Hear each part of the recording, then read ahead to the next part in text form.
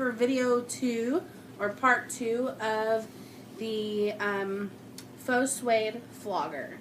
So we're still doing the red, green, brown, and black, and we've gotten all of our falls cut in part 1. So now we're on part 2, and we're going to start attaching all of these falls to the dowel rod. And this is going to take a little bit of time because they're so skinny, and there's so many. So, but it's not a big deal. Once you kind of get the idea, you can always fast forward through this. You do not have to watch the whole video once you figure it out.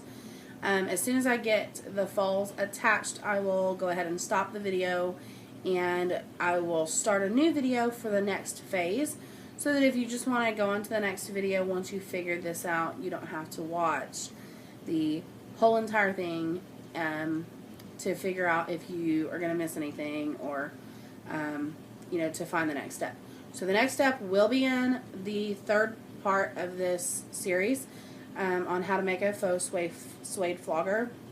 This is only going to be attaching the falls to the dowel rod. So you're going to need 4 things. You're going to need your dowel rod. You need to cut that if you haven't already. How long you cut it is up to you. It depends on how big your hands are and how much room you want. So my hand's pretty good here.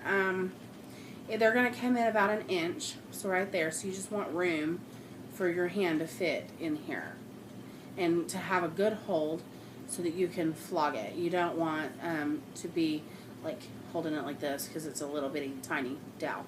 So cut it to however long you want it. It doesn't really matter as long as you have 1/2 inch up here to attach your falls to and enough room to hold on to it. So that is dependent upon you. You could go a little longer. I wouldn't go as long as they come. Otherwise you may need some more suede if you want that big of a handle. But if it's just a little longer than this, you should have plenty enough suede in what you've purchased to make this work. So you're going to need all of your falls that you've already pre-cut, hopefully. Tape. I'm going to use floral tape. It's really easy to use. It self-sticks. It holds flowers together, for God's sake. So it's just really, really good and versatile tape. You can use electrical tape, duct tape, anything that's strong and sturdy is fine. Of course, I wanted stuff that came from Walmart. This is like $1 from Walmart. It works really good. I already had it on hand, and so there wasn't any point in me going to buy duct tape when I already had floral. So I'm just going to use floral tape. And then you're going to need this. It is called Aleene's Original Clear Gel Tacky Glue. It is all-purpose glue, and they do carry it at Walmart in the glue section over in the craft aisle. You can use Gorilla Glue. I would not use hot glue, but you can if you want to. I just don't trust hot glue because it can peel off, and it does peel off easily. So I think with too much flogging, it might end up popping that loose. So I wanted this because it does say on the back that it is a strong bond. I've used this before on fabric and on wood and other things, and it works. It bonds the two together. So let's get started. Okay, I'm going to scoot up so you won't be able to see my head, but I need you to be able to see what I'm doing. So, my camera, there's just not a good way to position it, so this is just how we're going to do it. Alright, so as you can see, hopefully, this end of my dowel is like a perfect flat surface, and that is because this is the end that they had cut. Of course, like I said in the first video, I didn't want to use power tools or anything, so I just used scissors to cut this off, or wire cutters to cut this off. And so it's a little choppy at the end, but that's okay. We're going to use that as the end for the flogger part because it won't matter.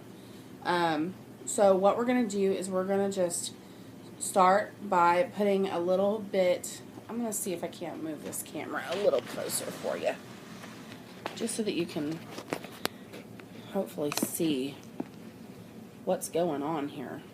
Maybe it won't fall. Yeah. Okay. Maybe that'll work. You can see me too, so that works. Okay, so we're going to take our dowel rod with the broken end, and we're going to just put some glue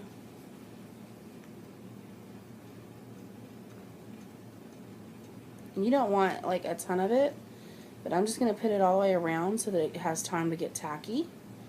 You just want to put it in about a 1/2 inch up, because that's how far we're going to put that in. Okay, and then you just want to take and start putting your leather strings on, or your suede strings on, and you need to figure out if there's a pattern you want to do.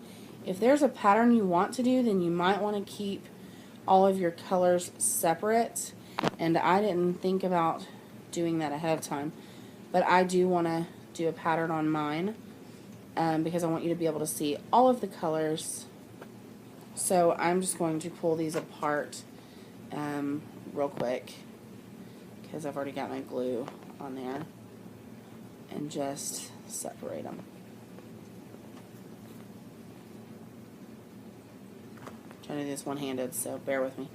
Okay, so I'm just going to start with the brown, and I'm going to go ahead and stick this on, and I'm going to put it on there just slightly above where the glue is, and I'm going to carefully just press it with my finger so that I don't get glue all over my hand. The second one you want to put, I keep sticking my finger in the glue, I'm sorry. Okay, the second one you want to put it right next to it here, like so. And then you want to grab another one and go ahead and put it on as well, right next to it. I'm going to do